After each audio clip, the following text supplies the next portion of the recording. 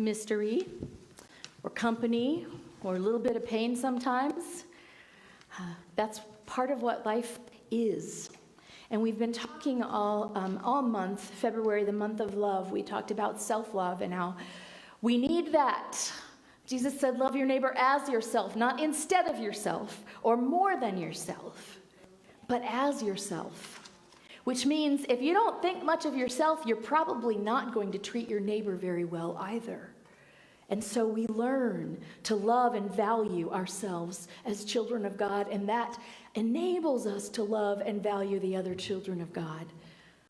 So loving others, that was what we talked about the second week. Relationships, from family relationships to neighbors to friends to spouses.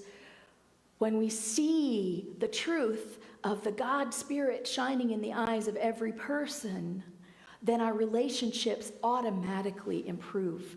Because it's really hard to be mean to God. It's easy to be mean to each other when we forget that all of us are expressions of the living God. And so last week we talked about loving God. How do you love God? Is God somebody that's up there going, hey, I need praise? No, loving God is about opening our hearts and appreciating all of the beauty and all of the wonder and all of the gifts that God is giving us at every moment, and being in gratitude and being in awareness of what's going on. So this week we're going to talk about loving life. And, loving life is loving yourself. It is loving your neighbor. It is loving God. It's all of those things. And yet, how many of us get up in the morning and say, good God, it's morning. Instead of, good morning, God. Good morning, God. It's hard. Life is hard. Life is hard. And we try to find happiness at the same time that we are very cynical about what life is and what it means. Have you noticed that about yourself? Man, life is hard. I'm not going to use the words that are coming through my mind because they wouldn't be appropriate. But life is hard. That's the truth. And we often look at it with a kind of cynicism, which makes it that much harder for us to experience the joy of life. And is life about 100% joy all the time? No, it is not. And whoever gave you that idea did you a disservice. Culturally, we have all bought into the idea that everything is supposed to be fine all the time, and if anything isn't, that means something is wrong and it needs to be fixed right now. What if from the day you were born, culturally, you were brought up to believe that life is hard and you will have pain, and pain is the price of loving? The greater the love, the more the pain when we lose the love. Pain is the price of living, and joy lives alongside and within and among and over and under the pain. They do not cancel one another out. They exist simultaneously. And so that's what loving life means. It means starting to look at life as, yes, this is hard. You can look at it as, this is a very, very difficult course that I've come to take. And I'm going to learn by failing most of the tests and gradually getting better, so that maybe by the final exam, I'll know something about life. And many of us, if I'm going to carry on with that metaphor, many of us skip classes all the time. Thinking, because we don't want to feel that initial pain. We don't want to feel what it feels like to take a test and maybe fail or not do our best. And so I'm going to skip class that day. I'm not going to take the test. Guess what? It makes it worse for the next time, and the time after that, and the time after that. My mother told a story about how she was on academic probation the whole time she was in college. And she had this one class that was always, and she was just a really good test taker, and it was always multiple choice. And she came in for the final after having skipped a lot of classes, and it was an essay test. And she just wrote her name on the top of the blue book and put it on the professor's desk and walked out. She had nothing. You ever feel that way? It's like, I have not been paying attention, and whatever I was supposed to learn to prepare me for this thing that's happening now, I got nothing. Thankfully, we have a relationship with other people and with God, so the nothing never stays nothing. The moment we open ourselves to learn, we begin to learn. And sometimes whether we want to or not. So we spend, when we decide that life is supposed to be good all the time and feel, not just be good, but feel good all the time, because I would argue that life is good all the time in a very, very large sense, in the God sense, in the sense that everything is happening the way it's supposed to happen for the evolution of the planet. But from our little short sense here on earth, our short-sightedness, no, there's lots of bad stuff happening and there's lots of pain. But if we can believe that, yes, it's going to be painful, but it's for our good, and it's not supposed to be any other way from how it is. What if you got up in the morning and you felt great and you went, I'm supposed to feel this way? And you just went with it. What if you got up in the morning and you were depressed and you went, well, maybe I'm supposed to feel this way because that's the way I woke up. And you just went with it. Rather than immediately going, I can't believe I'm depressed again. I'm so ungrateful. I have so much to be thankful for. I'm a blessed person. We do this trip on ourselves? What if we just let it be? What if we let ourselves have space for whatever in life doesn't feel like it's working and call on our relationships, our love for self, our love for one another? We have people here to support us, y'all. And our love for God, which means we're never alone. We're never alone. So we can always call on all of that to help us in loving this life. And then we just enjoy the best of life. How many times have you been in a place where you were like really, really feeling joy, and then you had this thought, this is going to end in 30 minutes. And then suddenly, you've taken away at least 30 minutes of your joy. Yeah? Ever been on vacation and the last 2 days of vacation going, I'm going to have to start work on Monday, so I might as well not enjoy Friday, Saturday, and Sunday. We do that. We tell ourselves stories that take us out of our joy. But what if we were able to, every moment of joy, go, this is mine, and I'm so thankful for it, and I'm going to revel in it. As the song said, revel in the sunshine when it's on your face. And then when winter comes, put a layer on, put a coat on. Do what you need to do to help yourself get through the difficult parts. Yeah? So we love the best, we make space for the worst. And what if we were able to withhold judgment? What if we weren't going around all the time going, oh, that's good, oh, that's bad, oh, that's good, oh, that's bad. I know I've taught this lesson many times before, and I keep teaching it because it's a fundamental lesson for how to live life on earth. And it's a lesson I need over and over and over again. That we go, oh, this is a good day because, this is a bad day because. You ever think about somebody who is in your life that you love unconditionally, regardless of what they have done or ever will do? You know there's nothing that can make you not love them. Does anybody have somebody like that in your life? What if life were like that? You knew that the behavior wasn't always going to be great, but the love was never, ever questioned. That is God's love for you, for me, for us. And that can be our love for life. We stop judging.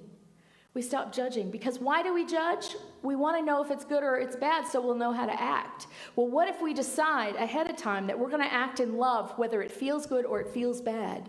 We're going to act in love. Then there's no need to even call it something, to label it, to judge it. And I think that's what Jesus was saying when he said over and over again, judge not lest ye be judged. Not because don't judge them or I'm going to judge you. God's going to come down and smite you and judge you. No, it's don't judge them because the measure with which you judge other people is the same measure with which you torture yourself. Amen. Yeah. We don't need anybody else judging us. We're doing a perfectly good job all on our own. And when we judge ourselves, we tend to attract people to us that are judging us and themselves in the same way. I often explain my whole first marriage of 7 years, I married really young, by saying that we were in complete agreement. Neither of us thought very much of me. And when I was able to work through and realize my own value, I realized, oh, I don't need this in my life. And you know, the way God works is that it all worked out. It all worked out. I began to attract people. When I thought better of me, I began to attract people who thought better of me and of themselves. And today I live in a world where I have some amazing people around me, and I have to work hard to be ready for that. I don't want to say to deserve it, but that's too harsh a word, but to truly be available and open to it and have the gratitude that it's appropriate for me to have at every moment for all of the good that's in my life.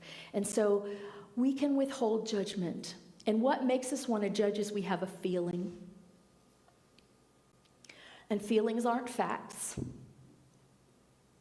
Not that they're unimportant. A feeling will point you to a fact, right?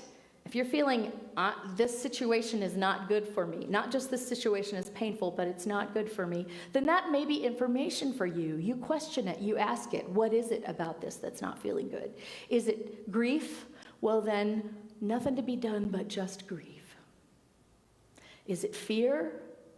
Perhaps I need to expand my understanding of the situation so I no longer need to fear it. My understanding of the situation being that God has got it. It's all held within these everlasting arms. Is it danger? Are you feeling danger? Well, then maybe you need to do something different right away. And that is discernment, but it's not necessarily judgment. It's listening to your feelings, feeling them, not ignoring them. How many times have you had a feeling like, oh, this isn't going to be a good situation, and you walked into it anyway because you didn't want to make a scene, or because somebody was expecting you to and you didn't know how to explain why you were leaving? Anybody ignored their own gut and then found out, oh, there was a reason my gut was telling me that? We ignore our feelings at our own peril. We listen to them, but we don't believe them. Does that make sense? Yeah. I'm going to read a quote by Byron Katie. Since the beginning of time, people have been trying to change the world so they can be happy. Change the world, the whole world, so I can be happy. This hasn't ever worked, because it approaches the problem backward. What works, what we need, is a way to change the projector, our mind, rather than the projected, what's out there. It's like when there's a piece of lint on the projector's lens. We think there's a flaw on the people on the screen, and we try to change this person and that person, whoever the flaw appears to be on next, but it's futile to try to change the projected images. Once we realize where the lint is, we can clear the lens itself. This is the end of suffering and the beginning of a little joy in paradise. Clear the lens. Everything out there is projected. None of it is my business. Because the only thing I can do anything about is right here. And so if I'm seeing a really, really foggy picture, maybe I need to take a handkerchief and clean my vision. If I'm seeing black and darkness everywhere, maybe I need to take a look at what black and darkness I'm carrying around with me from place to place. And that is what Jesus said too when he said, don't try to take the lint out of your brother's eye when you've got a big log in your own, right? Don't try to take the speck out of his eye when you've got a big log in your own. We do that, though. It's easy for us to see other people's faults, and it's easy for us to know exactly what they should do to change them. I know what you should do. You need to. 2 sentences that if you start that in my presence, I automatically go, don't tell me what I need to do. That's my humanness. You might be right, but I don't want to hear it from you. and out? Okay. Maybe it's new battery. Maybe I should just use the microphone. Yeah. That in and out thing isn't working too well. You could.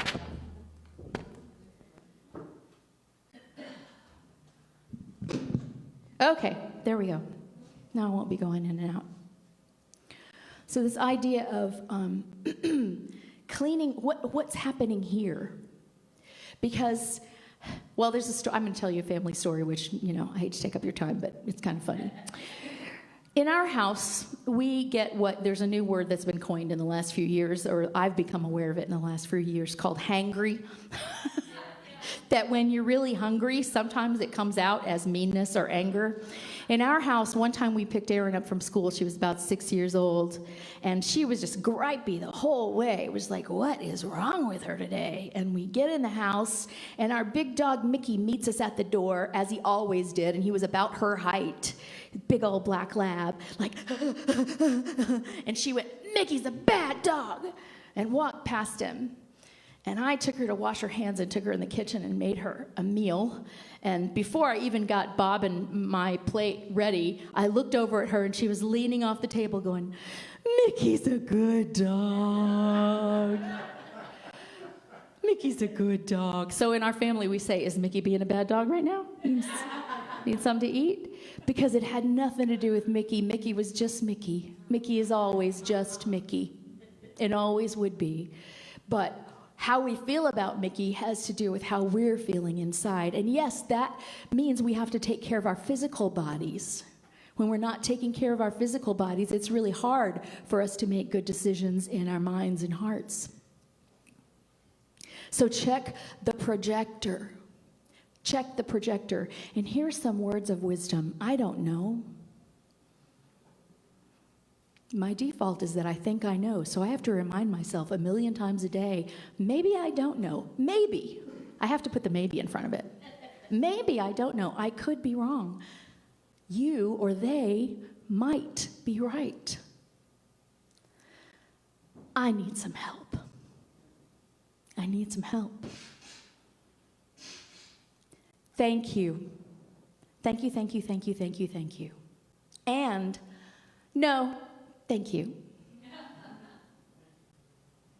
We have to learn to make our yeses, yeses, and our nos, nos. Very, very important. And Jesus talked about that too. That your yeas be yeas and your nays be nays. Don't go around swearing and sputtering. Just make sure you mean it when you say yes and you follow through on your commitment. And make sure you mean it when you say no, and don't start letting the edges get all blurry about what you've decided already that is not good for you. So what I know is that if I'm not feeling peaceful in my life, I have to ask myself, when I wake up in the morning and I just feel not peaceful, I think, what can I do to feed my peace? What can I do that feeds my anxiety? I can tell you, turning on the news will feed my anxiety. Calling the person that I put off all yesterday calling because I knew it was going to be a very difficult conversation is not a way, when I first get up, to feed my peace. I need my 12 minutes, at least. My 12 minutes of remembering who I am.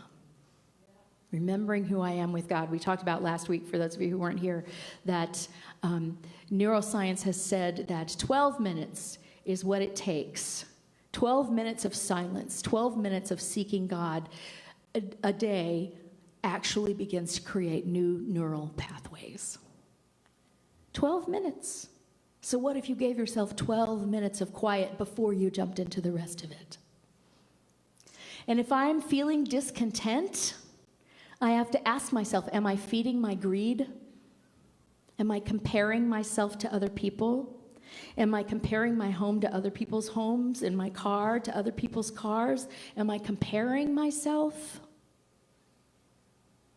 Because the opposite of contentment is greed. I need something. I need more than what I have. So we think about, what is it that we really need? Maybe we just need those 12 minutes.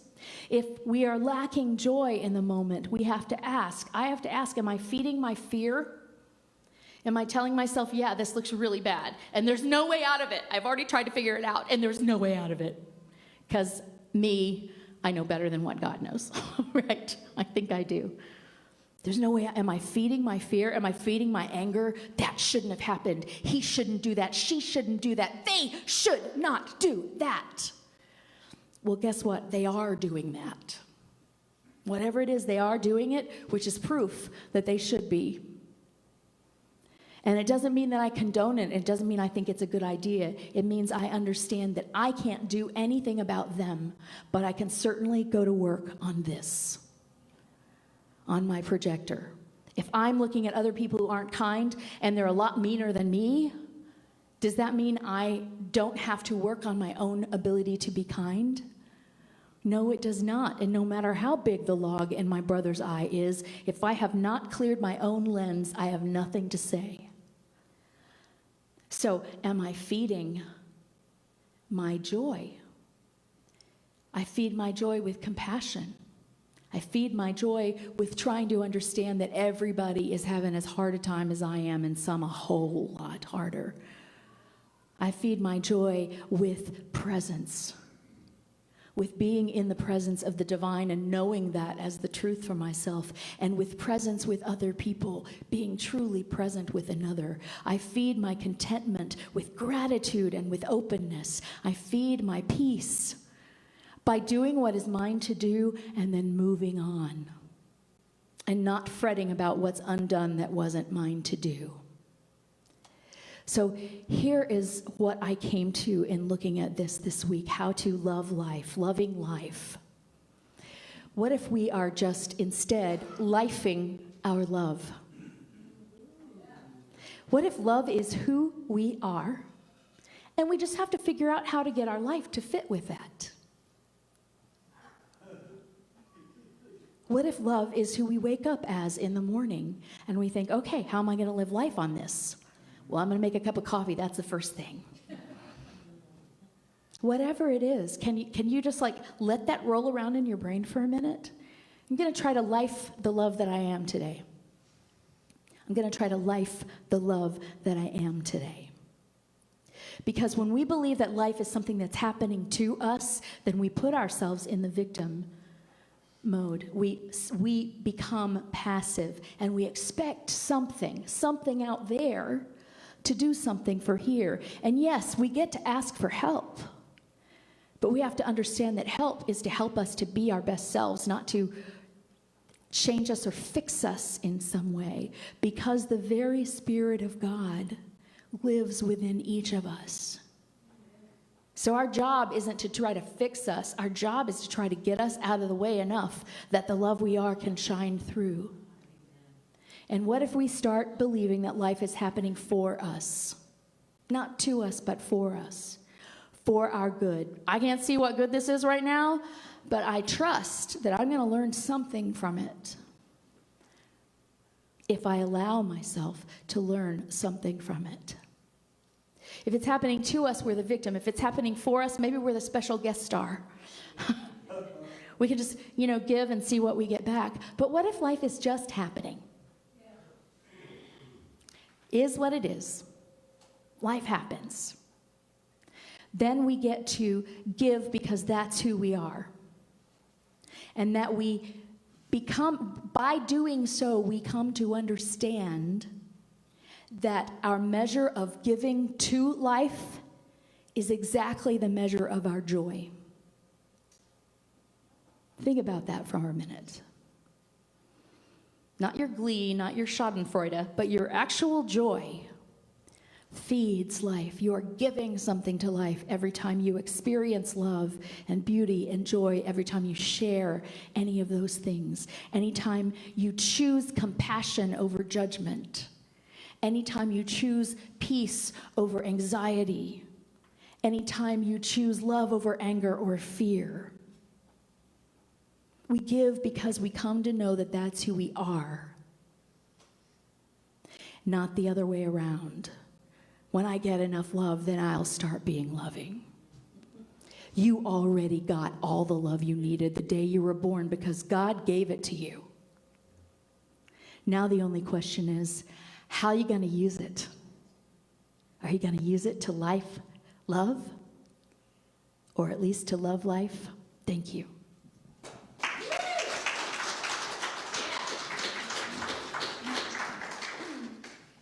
So we'll just take that into prayer for a few minutes. So I'm going to just invite everybody to sit still. Feel your body. Be present in your body, wherever it is. Maybe do what you need to do to make it comfortable.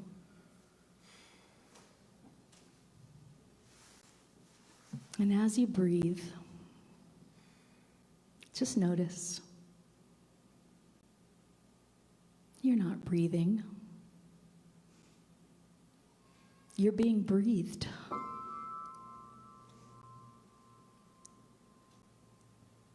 If you're not doing anything to stop the breath from coming into you, then it just comes. You don't have to think about it. You don't have to ask for it. You don't have to deserve it, whatever that means.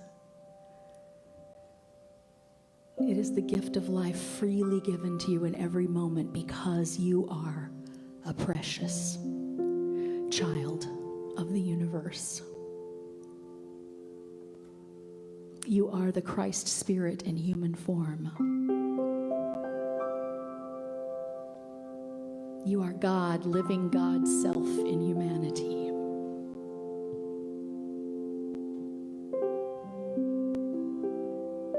And so when we realize that we're being breathed, we can start to ask questions like, what other ways, like holding my breath, which keeps the breathing from happening, what other ways do I try to stop the gifts that are trying to be given to me or to live their lives through me?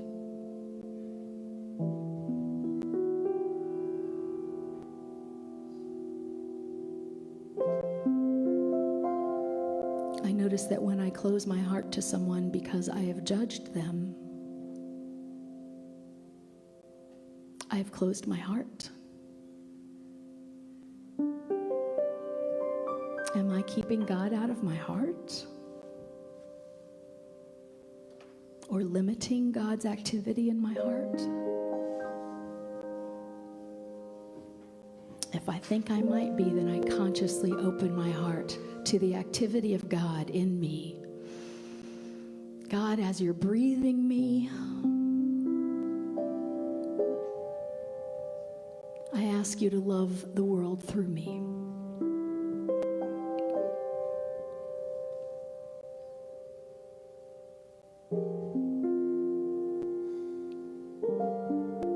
And as I allow myself to be full of that Spirit of God, as I allow myself to know that that's really the truth,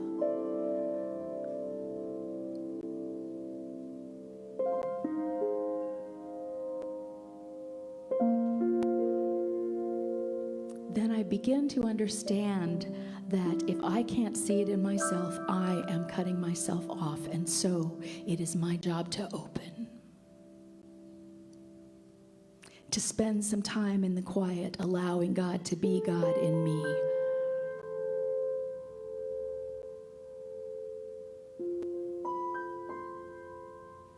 And then when I look at others outside myself, if I feel or if I see lint and fog and logs and dirt, then again I can say, oh, what is impeding my vision? Because I know God sees all of these people as perfect and beautiful. So how can I withdraw the gates that I have placed between me and the world that I see?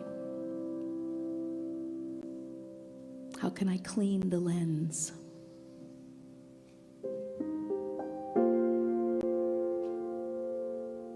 Jesus said the lamp of the body is the eye. And if your eye be single, if you focus on the love, then you will see the love.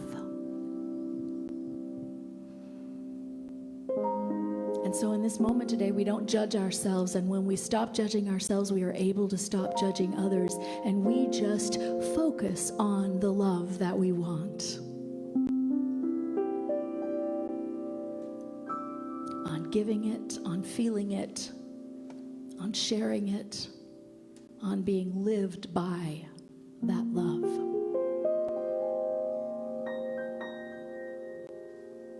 Allowing God to imbue this human life in this body, all of the love that is and was and is meant to be.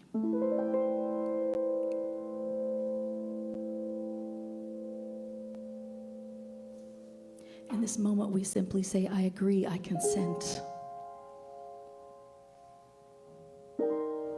I consent to God's love doing the work of love in me and through me.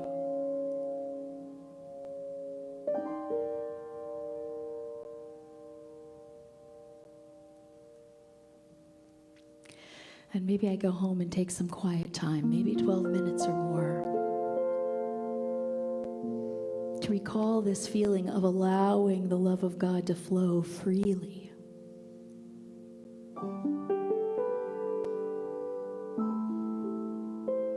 And I allow that to inform my life, my actions, my beliefs, my thinking, my vision for the rest of today.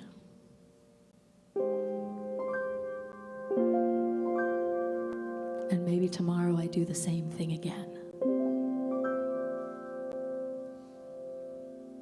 And I will find that I am a lover of life. God created this life to love it. And I'm learning to be a lifer of love, carrying out a life sentence of unconditional, whole and beautiful, perfect and divine love.